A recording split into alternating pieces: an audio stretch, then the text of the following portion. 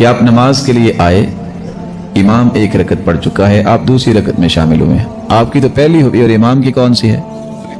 इसी तरह अत्तहियात में इमाम बैठा है, आप जब उठ के अपनी नमाज पढ़ेंगे तो आपकी तो पहली होगी, तो क्या दुआए इस्तिफ्ताह पढ़नी है या कि सूरतुल फातिहा पढ़नी है।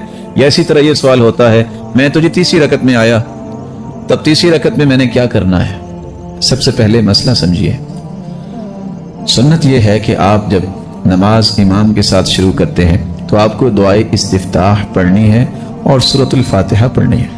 ला सलात लिमन लम यक़रा बिफातिहतिल किताब, फातिहा के बगैर नमाज नहीं होती।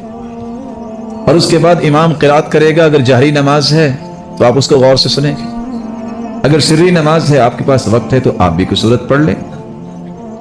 अगर आप शामिल ही हुए हैं तीसरी रकत में तो वहां परेशानी लाहिक हो जाती है कि चूंकि मेरी तो पहली है और इमाम की तो तीसरी है, अब मैं क्या करूं। इन्नमा जुइलल इमामु लियुअ्तम बिह, इमाम को इमाम बनाया ही इसलिए गया है कि उसकी इत्तिबा करो। जब आप इमाम के साथ पढ़ रहे हैं तो फिर इमाम की इत्तिबा करो, इमाम कैसे पढ़ रहा है। वहां फिर एक सवाल पैदा हो जाता है, जी पहली दो रकते में तो सूरतें पढ़नी चाहिए, तो दूसरी दो रकतों में तो सूरतें पढ़नी नहीं, इमाम की तो वो तीसरी है लेकिन मेरी तो पहली है ना, मैं फिर सूरत पढ़ूं कि ना पढ़ूं। इसका भी हल जो है वो सही मुस्लिम की रिवायत में मौजूद है।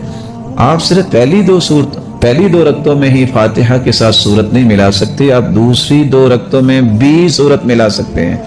जैसे कि सहाबी कहते हैं, हम अंदाजा लगाते थे कि अल्लाह के रसूल पहली दो रकतों में ज़ोहर में कितना पढ़ते कुरान और दूसरी दो रकतों में कितना पढ़ते। पहली दो रकतों में इतना पढ़ते और दूसरी दो रकतों में इतना पढ़ते। इससे पता चलता है कि आप चारों रकतों में कुरान की 7 आयतें और सूरतें मिलाते थे, ये भी साबित है। और आप सिर्फ पहली दो रकतों में सूरतुल फातिहा के साथ भी कोई सूरत मिला सकते हैं और बाकी दो में ना मिलाएं।